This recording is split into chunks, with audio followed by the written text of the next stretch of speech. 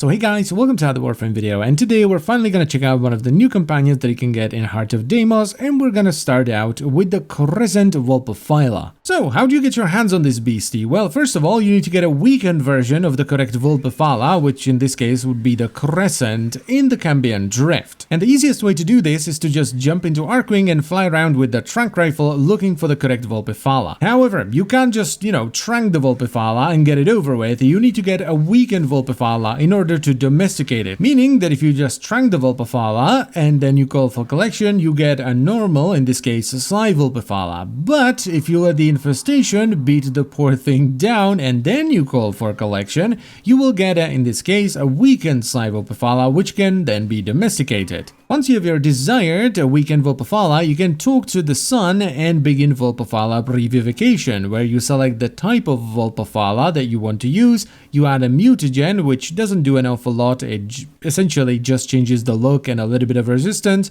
and you add a different antigen, which will change the polarity and once again change the look of the Vulpaphyla as well. The one I'm going to be showcasing today, by the way, is Mr. Bigglesworth, which is a Crescent Vulpaphyla with the Virox antigen and Zarim mutagen, which ended up with a grand total of base 50 armor, 90 health, and 95 shields. Now, the main reason to get these, outside of the looks of course, are their precepts. So for the Crescent one, we have Crescent Charge, where the Vulpaphyla will charge an enemy within 10 meters, dealing 200 puncture damage and lifting them for 8 seconds, which is actually not true, and while the enemy is lifted, the damage against them is amplified by 100%. Now, the reason I say it's not true is because I have never seen an enemy be lifted for more than, I would say, 3 seconds after being charged by the Vulpaphyla, which is a bit of a bummer because there are some synergies you can take advantage of when attacking lifted enemies. Like there are some mods for melee weapons that either give you status or additional combo chance, or you could even use the new Saxon mod set where lifted enemies explode on death and deal impact damage around them. And the second precept is Crescent Evolution, which essentially makes the Vulpaphyla immortal because instead of dying it will turn into a larva that can charge at enemies for 100 puncture damage, and it will respawn or regrow back into the Vulpaphyla after 30 seconds. Now, this is a little bit more interesting than it sounds. So when the Vulpaphyla dies, it will essentially turn into a sentinel for 30 seconds, which kamikazes into enemies. So it will kind of just hover around your shoulder for those 30 seconds, after which it will once again regrow into the full Vulpaphyla. Now, the Vulpaphyla are also considered Kavat, so they can run sharpened claws, which is one of the best things about Kavat, so they can strip away armor with a single hit. And this in my eyes makes them a lot more appealing than the Predicites, which are the Kubro-based companions. Now, as far as the build is concerned, I went with a Link Health and Armor because I tend to run frames that have a lot of health and armor. Then we have the two precepts,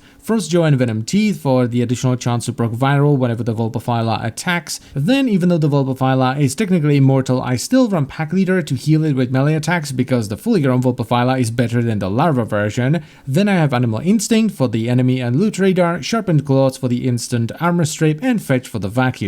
However, you could go with a more damage-focused setup instead, because they seem to have ironed out a lot of the AI issues that we used to have with companions that had free movement. So instead of some of the utility, you could go with things like Bite and Maul to actually make it do damage. Because outside of the Simulacrum, where the companions still seem to have issues, they don't get stuck at all anymore. I haven't seen the Vulpaphyla get stuck on a single door, and it seems to attack very reliably as well. Now, how does it compare to the other two Vulpaphylas? Because we also have the Panzer and the Sly. Well, it's the sort of weirdest one. The Panzer Vulpaphyla is more offensive, the Sly Vulpaphyla is more defensive, and this one is just, well, it lifts enemies, which is a fairly new mechanic that I don't think an awful lot of people take advantage of. Mainly because, well, there aren't too many things you can do with it at the moment. So unless you have some weird idea with lifting enemies and comboing that with something else, I would probably pick this one last, and I would either focus on the Panzer if you want to go more offensive, or Sly if you want to go more defensive. But it's still a solid enough companion that's definitely worth picking up, if just for the mastery. And that is pretty much all I wanted to say, so I thank you very much for watching. As always guys, I hope you've enjoyed the video, and I'll see you next time. Bye bye.